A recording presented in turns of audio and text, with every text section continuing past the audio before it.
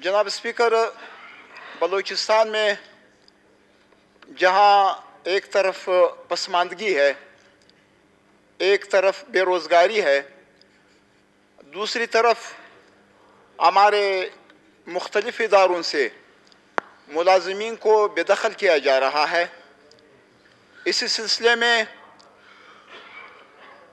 PPHI के मुलाज़मीन सरापा एहतजाज हैं और वो कहते हैं कि 15-15 और 20-20 साल एक इदारे में लगाकर अब हमें बेदखल किया जा रहा है। जनाब स्पीकर, जैसा कि आपके इल्म में है कि बलूचिस्तान यहाँ न कोई सनत है, यहाँ न रोज़गार के कोई दूसरे मौक़े हैं। ज़्यादा से ज़्यादा लोग सर्विस ज्वाइन करते हैं और फिर सर्विस को ज्वाइन करने के बाद अपनी फैमिली को और अपने ख़ानदान की कफ़ालत के लिए वो एक तरतीब बना लेते हैं।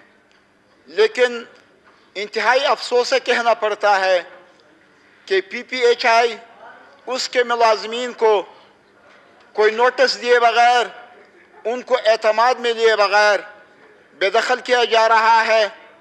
उन्हें अपने इदारे से, अपनी मुलाज़मतों से निकाला जा रहा है।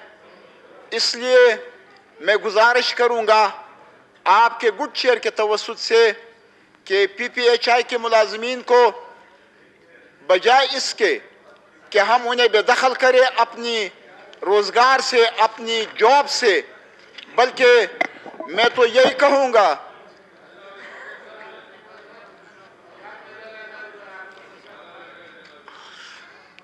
जी सैयद अज़ीज़ुल्लाह आगा साहब, आपका जो है हम लोगों ने पॉइंट सुन लिया। आप उसको इन ऑर्डर कर दें तो बेहतर होगा। आपका पॉइंट जो है आ गया रिकॉर्ड में। जी जी, ज़ाबित अली रेकी साहब, मेरे